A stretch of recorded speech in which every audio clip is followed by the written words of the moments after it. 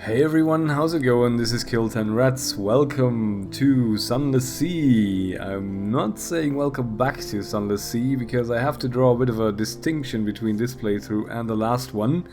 I am going to start over, mainly because there is so much I forgot from the previous playthrough, and there is two alternatives for me. I might have to look through all 24 hours of my last video series and take notes, or I could just do what I think is the better alternative and launch into a new captain's career. I just can't let go of this game. Fallen London is about to come out on iOS on the 19th of April, and this has put this game back into the forefront of my mind, so we will embark into the Untersee once again. We are going to start maybe a bit of a different type of captain, not one who is maybe quite as honorable and loyal to the Empire as our good old Rutherford was. So we are in the captain's making. 3 decades ago, in the reign of Victoria, the traitor empress, London was stolen by bats. Now it lies a mile below the surface. It was dreadfully inconvenient for everyone, but it opened a vast black ocean to you. Welcome to the Untersee. And we can choose a past. Oh, we have a past wreathed in shadows. I think we'll choose a past. And that gets us a room above the blind helmsman. Now you're a captain, now you belong to the Untersee, but who were you before? A street urchin. Your urchin gang cast you out when you grew too tall. You took to sea rather than graduate to larger crimes. The last big score was enough to buy a ship. This will give you a bonus to veils, the skill of subtlety and evasion. A poet, educated and articulate, you seek sensation at sea. How lucky you had a legacy to spend. Your long-vanished father had a rich patron, it seems. This will give you a bonus to pages, the skill of trickery and knowledge. I think that's the one that's the hardest to raise. But it's not really the background I'd like to have, so we'll see. Veteran of the campaign of 68, you fought in the invasion of hell. London's armies lost, you survived. Your loot and your pension have bought you a command. This will give you a bonus to iron and the skills of causing direct damage. An ordained priest, you fell from grace. There is nothing left ashore for you. An anonymous benefactor has found this way out for you. Perhaps at sea you can overcome your appetites. That sounds a little worrying. This will give you a bonus to hearts, the skill of healing and morale, or a natural philosopher. Well, that's what Rutherford was, so we're not gonna go with that one. Your peculiar theories on time, blood, and starlight brought you down to the Neath, the cavern where London lies, and now they take you out to sea.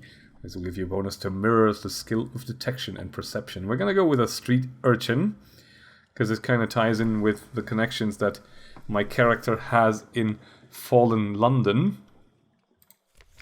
By the way, if you're not aware, Fallen London is nominally a browser game, now available on phones, or soon available on phones as well, where you play a resident of the fallen London that got dragged down into the caverns beneath the earth close to Hell's Gate as a deal made by the traitor Empress Victoria, Queen Victoria, because this is the Victorian age. To save her prince consort from death, I think is what I remember. Albert of Saxe-Coburg. And that made the City of London travel a few stories down. And it wasn't the first city to do so. So we'll find remains of the previous, I think it was 5, down here as well. It's a really, really interesting bit of lore, like this whole synergy, Fallen London, Sunless Sea, all the lore you can have. This is so good, and it's so well written. I just want to dive in again. Now you're a captain, etc., etc. A street urchin, low cunning on the high seas. Your friend, another Longshanks, knows a little of gunnery. Only a little, but she can help. Talk to her to find out why she went to Z. We have the Longshanks gunner, we've gained 25 Veils and 10 Echo. We are a street urchin, now we're a Z captain. And there we go. Choose an ambition. What does winning mean to you? Your father's bones. Your father was lost at Z. You never knew him, but you've often dreamed of him. Find and return his remains to London for a decent burial. That might actually be a good one for an urchin. Sort of an orphaned person. Fulfillment. Gather 100 tales. Learn all you can of the Z. Write a masterpiece. Retire. I think we went with that one the last time. Wealth? You know how it is to be poor. Now you want to mention servants find clothes. That might also work, of course. Establish a colony where you are absolute ruler. A utopia, perhaps. Perhaps. You can't choose this now, but you may find an opportunity to which later. Yeah, this is the colony that's somewhere in the Far East, I think, where you can make... establish a colony somewhere. I think we found that island already, but not a way to do this. So we go with the father's bones, I think. Full Fathom 5. Find where he fell and bring him home. When you've found your father's bones, you can retire to victory. Explore fallen London to find your first clue. Okay. A last scrap of paperwork. Captain, an irregularity with the Harbour Master's office. They wish to know what term of address do you prefer ashore. This will determine what people call your captain, but your captain's gender is up to you. Madam, sir, citizen, my lord, my lady, or captain. I think we are going to go with Madam. Welcome aboard, Madam it is. Who are you, etc. So we are Madam, and I think I want to go with someone a little more outlandish looking if we can. I did remember some nice portrait at some point. This is kind of hilarious with the tentacle head, but yeah, I like the character I have in Fallen London is sort of a mysterious stranger type spy / fraud, and I think we might want to go with a similar direction here. Let's go with this one. And let's go with Josephine. It's Captain Josephine. Your father's bones, a cold trail. Your father lost at sea so very long ago. The trail was cold, but now you have a lead. Meet with Slivy, the urchin who speaks to the wind. The urchins of London lair in the Flit, a creaking roof maze high above the streets. A bad altitude, as everyone knows. Slivy hears things. Slivy knows things. A week ago he mentioned that your father was as strong a swimmer as you. A troubled tongue. Slivy's face is disfigured by a wine-stained birthmark, and he struggles with a stutter. Marks of the lightning's kiss one night when he got too bold in a storm, they say. So he got struck by lightning, I guess? Yes, I've been waiting for you. I just want me a little mute salt, something to calm me tongue.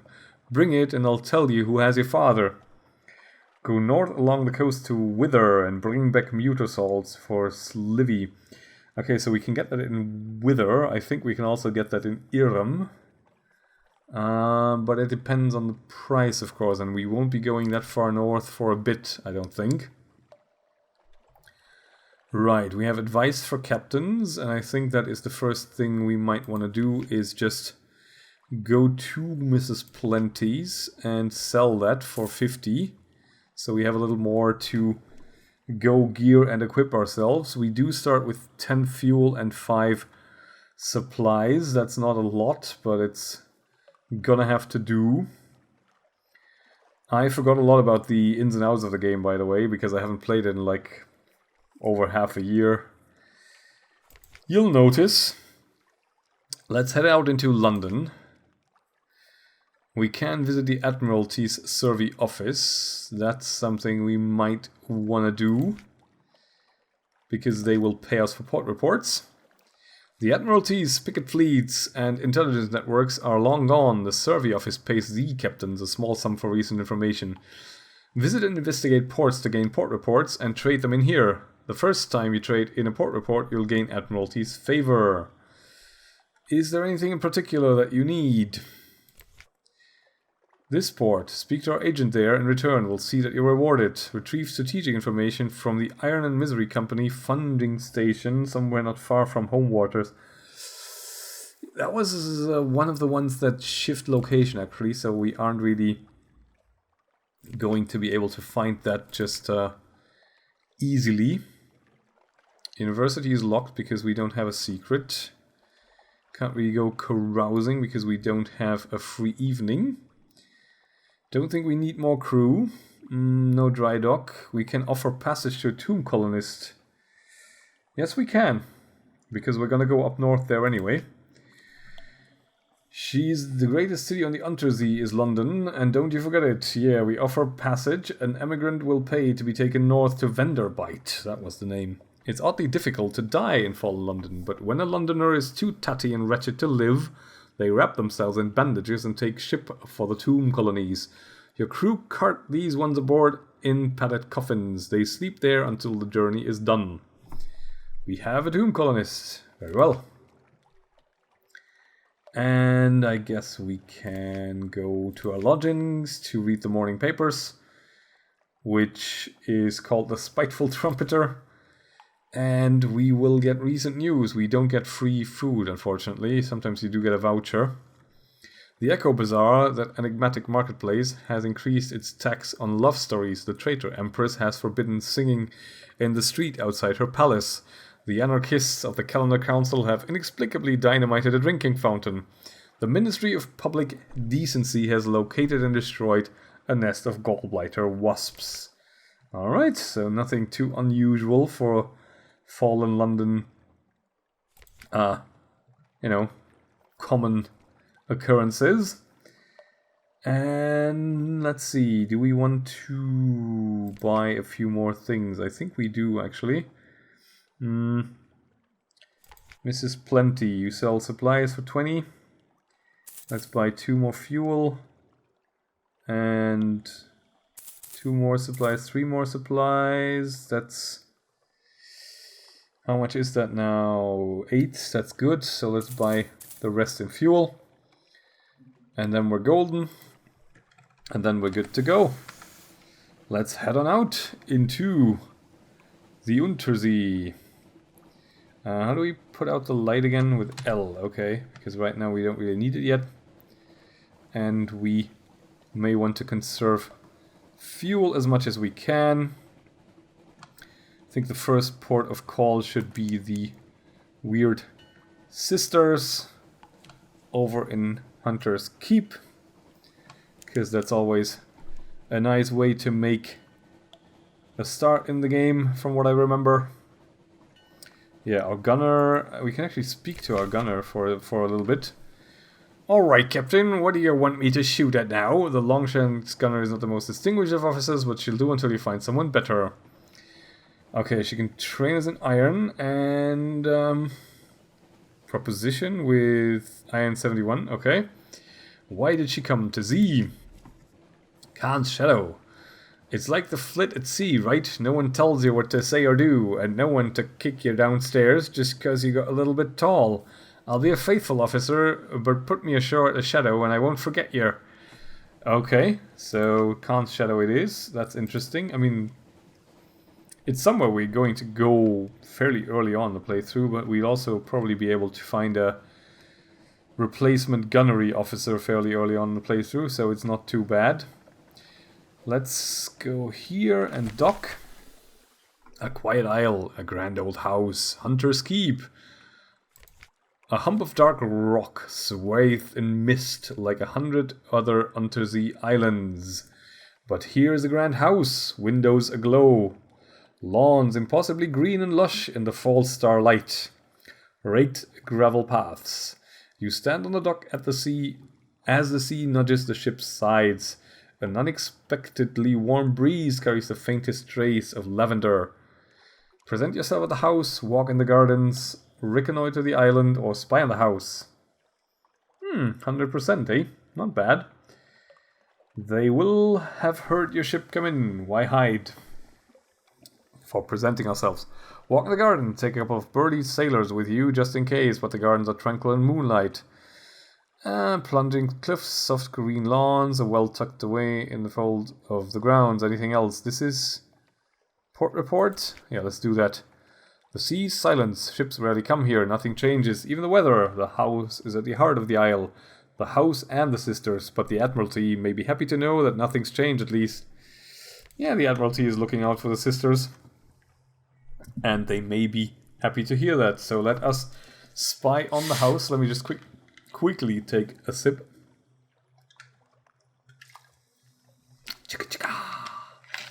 Been talking a little too much all morning because I have been recording like a possessed man. I want to build a bit of a backlog. By the way, just to address things at this stage, since I didn't mention it at the top of the episodes, I do intend to continue this upload frequency for Sunless Sea, where we'll always release an episode of about an hour if I can make it on Sundays. And, we'll see if we can make that work. Alright, this place may not be as simple as it seems. Piano music drifts across the terrace. You peer through a half-open French window into a grand parlour. Grand in size, if a little reduced in style by dust and neglect. A dark-haired, pale-skinned young woman bends earnestly over a piano keyboard. Another, fair-haired but unmistakably her sister, sprawls on the sofa with a book. A third sits by the fireplace, staring sorrowfully into the embers. Soon, she says, and the piano music falters and stops. We'll go hungry, and then the end will come. For me, but not for you. The pianist raises her eyes from the keyboard. Hush! If we don't speak of it, she frowns. She has seen you at the window. Has she seen you at the window? You withdraw. We gain fragment, which is nice, because that gives us secrets. And we succeeded. We now know something of Hunter's Keep. Let's present ourselves. Knock and enter. A maid with smouldering topaz eyes shows you into the parlour, where 3 young women wait. A visitor, the youngest cries. The next youngest chuckles, the eldest sighs. Do excuse the indecorum, she says. Visitors are rare. You are very welcome. I am Cynthia. The noisy one is Phoebe. The cheerful one is Lucy. You're in good time for lunch. Will you join us? Something drifts face down. You're acquainted with the sisters of Hunter's Keep. Luncheon with the sisters. Cynthia, Lucy, or Phoebe? Let's go with Lucy, maybe? Lucy, the middle sister, is sunny, restless, prone to giggles. Sure. Lucy leans over and whispers to you confidentially. A complex story about a butler, a pig, and an inheritance. You don't follow all the details of the plot, but somehow the pig ends up in an attic and the butler in a vicar's bed. Candles flicker, dishes enter and leave, and the wind butts gently at the window panes. By the time the plum pudding arrives, you are as cheerful as you've been in months. You've lost 20 hunger, which is nice. You now have Gods of the Sea's Zone's attention. Oh, really? You've gained 1 supplies, which is good, and that's all for now. We could lure them out again with recent news. Maybe not quite yet. Maybe on the way back, if we still have the recent news then. Alright, let's go make a break for it up north, because we are looking to, get to Venderbight. This is our terror meter, and it's slowly rising because we don't have the lights on, but I think we should be okay for the moment now. I am going to trade it off a little bit for... I'll trade a little bit of terror for conservation of fuel and whatnot, because right now that's harder to manage since we're dirt poor. We will be getting some resupplies from the Admiralty, but it's never going to be enough. Oh wait, what the hell? You're a pirate, are you? Okay then. How'd that work again? How did that work again? A 1, yeah. There we go. Okay, load, ready, aim, fire! Kaboom, we win. Okay. You've destroyed a pirate steam pinnace. The ship is yours. What will you do with her? Loot and scuttle her. She's a vile old vessel, and these seas are unsafe. Take what you can and move on, and give nothing back. Okay, we don't really get much out of it, except for a cache of curiosities, which is the usual, I think. These pinnaces don't sail far from their hidden harbors, but there's something at the back of the hold. Crates! The source of sustenance, the fundamental element of cargo.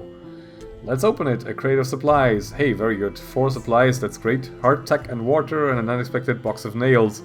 Would-be wit remarks that the nails look tastier than hardtack until an officer's glare silences her. Alright, very good. All clear. So we've got supplies now, which is good. We will probably be able to make do with that for another almost half journey once we return, because we will run out of fuel more readily than we run out of supplies. The fuel situation is well, not worrying, but it's going to degrade a lot faster. We have something away to import, which means we can actually act here in Venderbight, and I think we may actually go and do that first.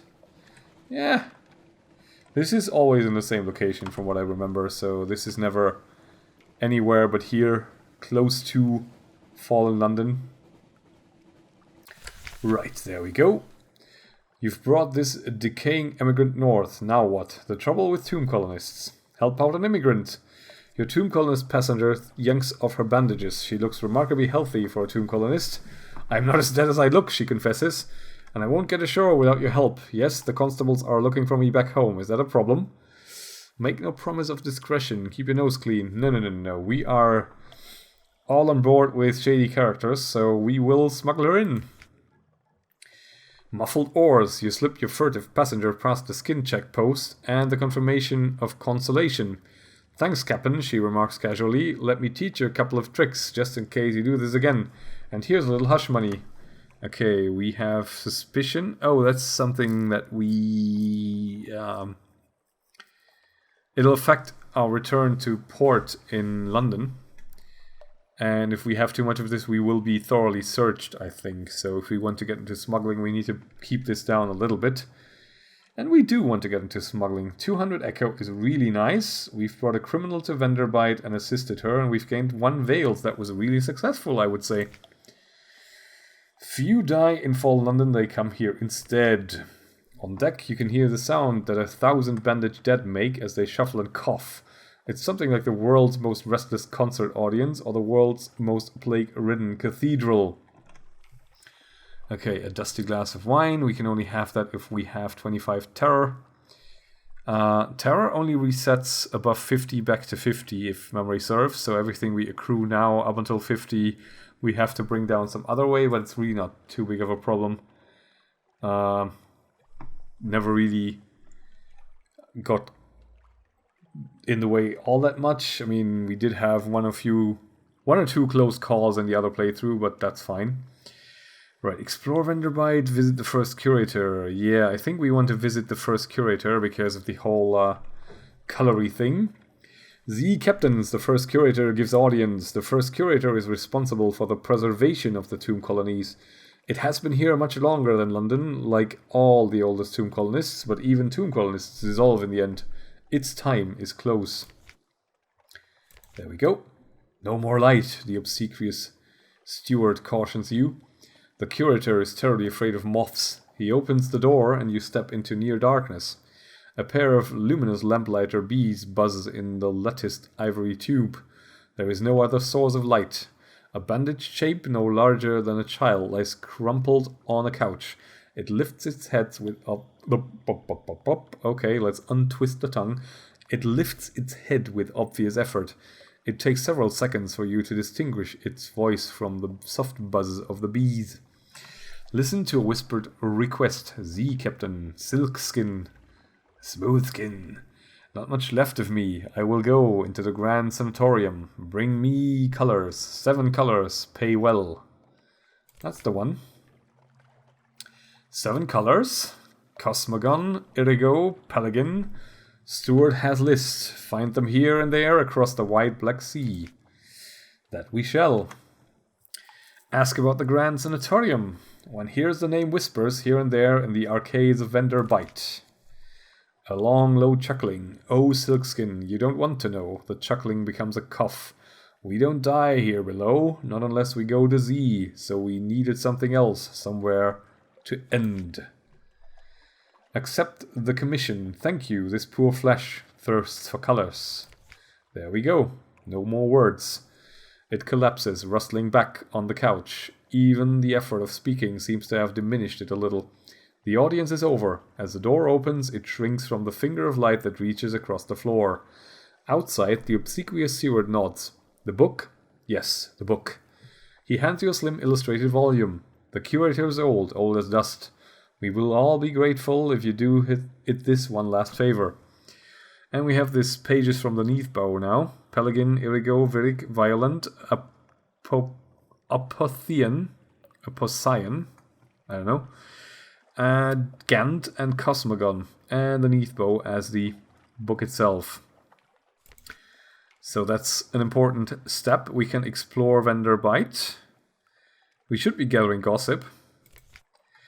Along the coast of the Untersee, it's remarkably hard to die. The decrepit and nearly dead who leave London become tomb-colonists and settle here in bandaged peace. But they don't give up their ties to home or their politics. You gather a haul of complex clues, enough to keep your contacts in London interested. Very good. Let's explore it a little bit. Here, they favor candlelight over gaslight. The shadows are swagged like cobwebs. The tomb-colonists stand still enough to be mistaken for sculpture, until they laugh or cough. One building in 3 seems abandoned. Okay. A corkscrewed street. At the twisty tip of an odd-built side street, welcoming yellow light glows from the gilt-lettered window of a restaurant. A sign reads, Vengeance of Jonah. A beefy tomb-colonist bustles up. A grey mustache pokes impertinently out from under his bandages. Come in, come in! You've lost one terror. A bandaged poissonnier at Venderbight seeks passage, where the sea captain sympathetic to intrepid cuisine. We need 300 echo to recruit him as a cook, but he's really, really good. We could offer a strange catch, which we don't have, or sample the special, which we don't really need, because it reduces terror and it's quite expensive, and it's a matter of luck, so let's not do that. What can we do? We can do this, but it only, it would take all our supplies away, and we'd have to visit some ports. We can only really do this realistically with a bigger ship. We can also, I think, sell recent news here, but I don't think we want to do that. Right, Foxfire candles, fuel for 20, which isn't great. We can sell mushroom wine here and Foxfire candles. Okay, so let's keep that in mind. I think for the moment we're done here. Let's head on east and see what lies beyond. We still have fuel for quite a journey, and we also have a bit of money. Okay, we have some Z-bats over there. I was about to go and fight them, but I don't think we really have to, because they also just do a little bit of terror reduction in the long run. And I think we can eat them, but, right now we're also okay on that front. Let's see what this map looks like, because it will have gotten shuffled around a bit. There is a bit of light up there, so let's see what we have. Don't see any land yet. Let's see. Oh, this is the Z-bat, right. We press Z and then it tells us where there is a thing. The salt lions are a long way. Yes, exactly. This is where we want to go. The salt lions. That is where we want to go before we return, because we need some hold space. But we definitely need to know where they are, so there they are. Brilliant. Good location. Fantastic. Not sure if they are always in the same spot, but I don't think so. So I think we got quite lucky with this. Very, very good. This is off to a pretty decent start for the moment. And we've gained some fragments. We have discovered Zeal Port. That's exactly what I wanted to discover. Very good. This is already mission accomplished for the first journey. Finding the salt lions is easily the most important thing we can do. So let's pull up into port. There is a vast sorrow in their empty eyes. Two basalt beasts, cathedral-sized. They frown eternally at each other across the black waves. The north one carries an encampment. Creeping human figures eat away at its features like rot. Picking. There is a supply dock below. Visit the Unmakers for a port report. Or no, this is the port report. Visit the Unmakers. Muscular pick-wheelers rest on camp stools watching you approach, passing hip flasks around. An unctuous overseer beckons you to sit. Let's do it. Fungal tisane and tea cakes. We get funding from the bazaar, it's true, but Station 4, I wouldn't call it Station 4, it's a little grandiose. The stones are stuffed with secrets, but most of them are used as garden statuary or occult ballast. Most of them. Some go down to places under the bazaar. More tea cakes.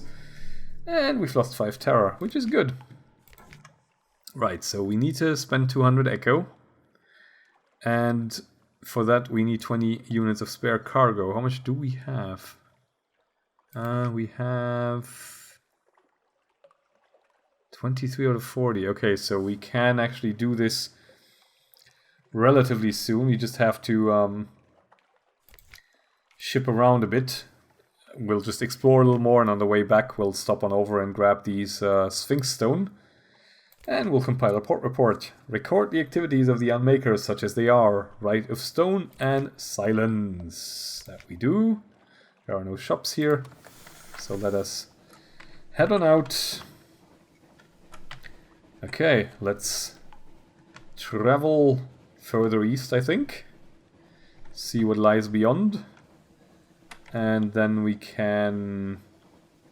how much do we need to go back? 5, 6 maybe? No, 4 or 5. I guess should be enough. We're pretty close actually. Maybe more like 2. But we'll see. I'm not going to take risks on the very first journey. Alright, there are no islands. Bonny Reef. Okay, that's not too interesting to me, I think.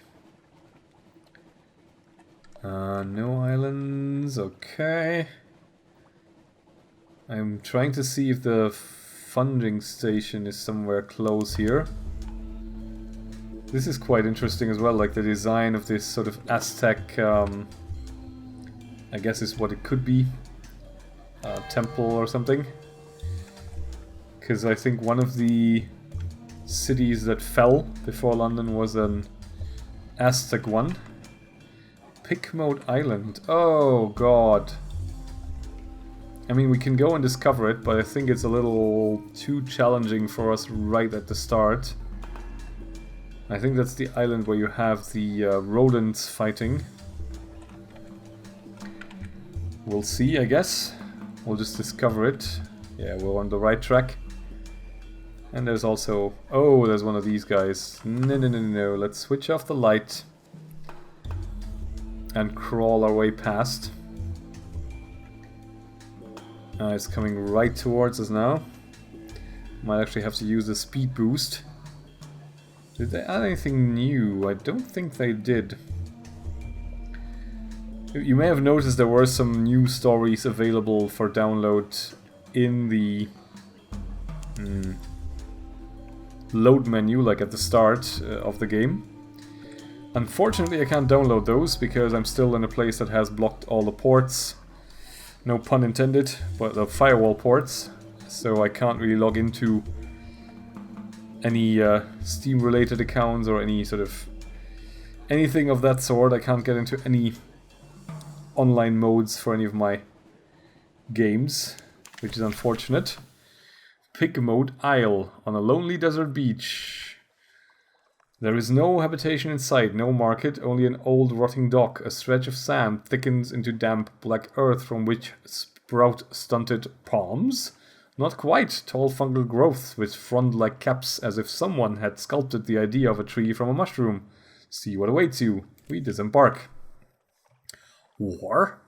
As you step onto the quay, you hear clamor, shouts, and shooting. You can see, off in the distance, smoke rising from beyond the hill, and dots of fire flecking the horizon.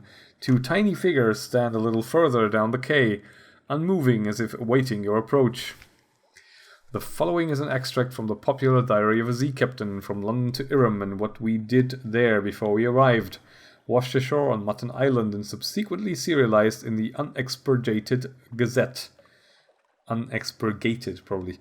The author's identity remains unknown. The Tale of Pigment Isle, in which a delegation is made, a choice is presented, war is declared, a most singular treasure is sought by all, and a new empire is founded with tooth and claw. Chapter 1. The Delegation. The figures were rodents. To my left was a Rattus Faber, wearing goggles, a blacksmith's apron, and an assortment of tools. To my right, an unusually large guinea pig, wearing a helmet and a breastplate reminiscent of nothing so much as the High Middle Ages. The rat stepped forward first and bowed. Welcome, Captain, to Red Star Island. I am Edgar, second chief engineer of the 3rd Rat Brigade. I invite you to avail yourself of food and fuel at our expense. The only cost to you is a choice. The rat stepped back at precisely the same moment with what appeared to be the ease of long habit. The guinea pig scuttled forward and made a declamatory chirp. Welcome, Captain, to the Isle of Cavia. I am Lady Augusta Devereux Swinge of the Blackwater Swinches, Seneschal to our King Grayznaw, first of his name, defender of the running wheel. I invite you to avail yourself of food and fuel at our expense. The only cost to you is a choice. The two stood at attention, looking at me expectantly. The two remarkable rodents sat squatted, both seeking my support. I knew I had to choose carefully. I spoke to the chief engineers. His eyes had a wave-cold glint to them, and he wore his scars like jewels. A rat in the making. I asked the chief engineer to elaborate. He looked at me for a long, measured moment before speaking gruffly. We came to this island to make a home for ourselves, away from London, its cats and snuffers, its ratskin suits. We came to live as citizens of our own republic. We came with our tools, our teeth, our clever hands, and we made a beautiful city by the light of the Rat Star that shone bright and blue on Mount Ararat. The chief engineer nodded towards the distant hill. One day we braved the depth of the chicken woods, and from the top of Mount Ararat we plucked the Red Star to be our light, our beacon. But the pigs of Cavi saw the light, and they lusted for it. They sent armies to rule us and steal our star. We will not permit them to take what is ours. We will resist to our last breath. Will you join us in defeating them? I spoke to the Seneschal. How did an armored guinea pig manage to look so regal? A knight out of habit. The Seneschal cleared her throat with a delicacy to rival the Duchess' own before speaking. Grayznaw the king, our lord and sovereign, full 7 months had sojourned on the sea, conquered this land and won the southern main. Now no fortress against him shall remain. No city walls be left for him to gain, save the rats that squeak behind mountains. Unlikely was the lamb of our deliverance. Assured shall be our glories and their fall, when our lady's eye restored be to a hall. So they both want that that star, quote unquote star, which is I think a huge shiny gemstone or something like that, which I fully intend to steal if I can. The Seneschal composed herself and added, "We saw truth and beauty by the light of our lady's eye on Mount Caveat. But the rats, with their guns and their chatter and their peasants' politics, stole it from us. We will subjugate them and take it back. They are a rebel, and we will rule them with the steel-shod velvet of our paws. Will you join us?" I've heard more than enough. I'm ready to make my choice. Okay. As you can well imagine, I faced quite a dilemma. Their red eyes stared up at me, waiting for my choice. I sided with the chief engineer. He seemed grumpy but honest. Also, I knew all too well what red-made weapons can do. I favored the Seneschal. Was it her charm or a fondness for the London's rat skin coats that swayed me? Perhaps a little bit of both. At any rate, I was keen to find out more about their civilization. We are going to go with the chief engineer, because this is, I think, fairly useless. This doesn't work to broker peace. Or maybe you just need very high stats, which right now we don't have. A friend to the rats. I extended a finger to the chief engineer, who shook it grimly. The seneschal hissed and chattered her teeth in disgust, but kept her distance. You've made the right choice, said the chief engineer. An occurrence. We've gained supplies and fuel. Very good. A rat in the making. The chief engineer led me to the northern side of the island, skirting the chicken woods. We passed through a number of what can only be termed checkpoints, as fierce-eyed rats shouldered their derringers and saluted the chief engineer. Soon we come upon a small colony, smaller than some of the infestations I had encountered in London flats. Perhaps only 50 Rattusfaber altogether, working diligently to fortify their side of the island. The first thing I noticed was a brilliant light beaming out from a stump of chickenwood about 6 feet high. It bathed the whole settlement in a clean blue glow and was almost too bright to look at. By its light I could see several raised mounds of earth, suggesting shallow tunnels. An efficient fishing operation was set up by the water. An albino rat mending nets, while others stabbed sharpened sticks into the waves. Further inland was a barracks, where a sergeant barked drills at a small squadron of fighters. My arrival drew attention, and several rats paused in their work to look at me curiously. "Welcome to Morinia," said the chief engineer, voice warm with pride. "It's not much to look at now, but it will be once we've rousted the cavies. Take a stroll around while I summon the war council." With that he vanished into one of the mounds and left me to explore. So we can visit the rat barracks. The drill sergeant appeared to be sizing me up. Were the few rats around her really all she had to launch an attack? I took a closer look at the rat star. An excitable-looking rat was peering at it through smoky goggles, switching her whiskers and making notes on what appeared to be real paper. I headed down to the beach. Whoever heard of a rat mending a net? Okay, we'll just do one by other. Okay, there we go. We were fighting impressive odds. I approached the drill sergeant and went so far as to salute her, which earned me a grunt of satisfaction. The sergeant dismissed her troops and offered me a bit of chickenwood jerky to gnaw on. "There's more of us below ground," she explains, "but not enough. The cavies are bigger and there's more of them. We're better with weapons, but haven't got the stuff to make them with. Most of us came here as stowaways and brought nothing but food, tools, and the fur on our backs. We can fish and we nibble at the chickenwoods, but we can't make guns out of trees.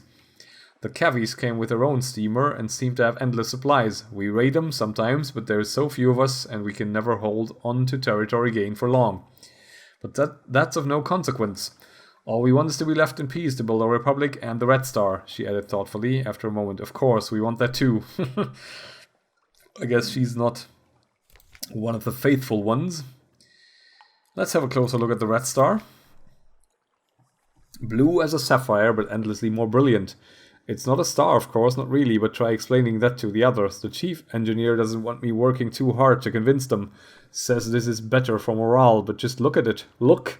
She offered me her goggles. I managed to work them over just enough of one of my eyes to see the truth of what she was studying.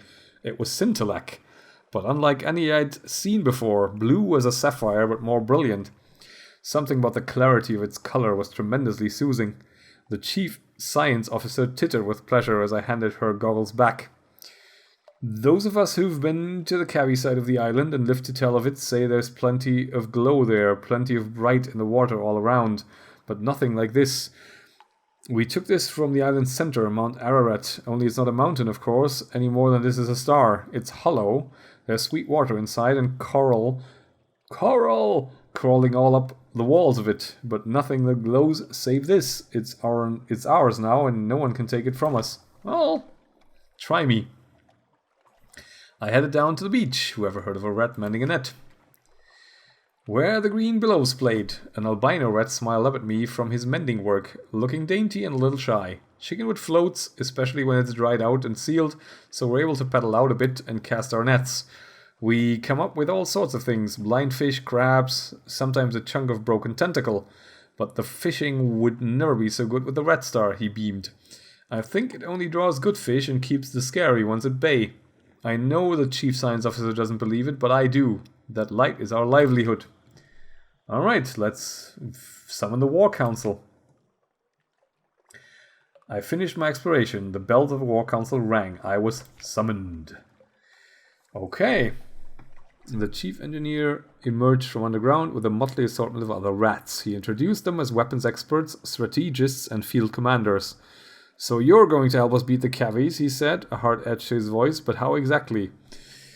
I had nothing to offer but my advice. The king took it, desperation, if not gratitude. I offered my strategic assistance. We engineered a distraction that the LBs could use to plunder the cavies' ship and turn the tide in their favor. I determined to take the lead. I had a ship, I had cannons. I would steer her to the southern side of the island and have at those uppity animals. No, I think we're gonna go with the Veils challenge here. A questing beast. I dressed up one of me sailors in a massive shabby cloth smeared with prisoner's honey and instructed him to roll around in the black earth of the island. Soon we had a glorious mud monster to send thrashing through the chicken woods toward the cavies. The distraction worked perfectly. The cavies diverted their force towards our makeshift beat, leaving the rats with very little opposition as they plundered the grounded ship. They returned triumphant, as did my sailor, laughing, having led the cavies a merry chase. Within a few hours, the rats' diligence had resulted in the building of a remarkable cache of weapons in which they successfully routed the enemy. The rats, ever egalitarian, shared their spoils in addition to the promised food and fuel. We have 4 bales of parabola linen, 10 fuel, 1 scintillec. Holy crap. Okay. So, that's the thing we did. Right. The house of Cavi had fallen. Marinia was triumphant. All that remained were the celebrations and the continuation of our voyage. Oh, how we feasted long into the night. Then I invited one of the Ratters Faber to join us. I interceded on behalf of the Cavies, or the White Dark Sea beckoned. We invited Ratter Faber to join us. After all, what's a ship without a few rats? Intercede. They were crushed, defeated, and I could see their spirits broken without the light of the Rat Star to guide them. They needed an advocate. Or we had eaten our fill and our business was included. It was time to continue our voyage and see what other wonders and terrors awaited. I think I want the Ratters Faber to join us, actually. All come aboard! The chief engineer couldn't leave his colony, but he relayed my request to his people. The albino rat I saw mending nets shyly stepped forward. I'm good at fixing things, he said earnestly, and I'd like to see more of the world. I waited for him to gather up some effects and say goodbye to his family before accompanying him on board. You now have one albino tinkerer. A carpenter, weaver, engineer's hand in red of all work. Very nice. Okay, so the White Dark Sea beckoned. The end. There, you finish your diary entry and the final dregs of the rat's surprisingly good wine. They line up to salute you as you leave the victory banquet, escorting you to the ship through the foundation of the new republic. Your hunger quality is gone, a new nation has been founded, and we have a port report. That's all for now. Pretty good, but that actually unexpectedly took quite a bit of time, and we unexpectedly are very, very prepped to continue this journey very far into the east, or, exploring much more, since we do have to bring down our hold space to be able to pick up the Sphinx Stone. So I think I'll just use this as a jumping off point for further exploration, but we'll do that next time. So thanks for watching, I'll catch you then, and bye for now.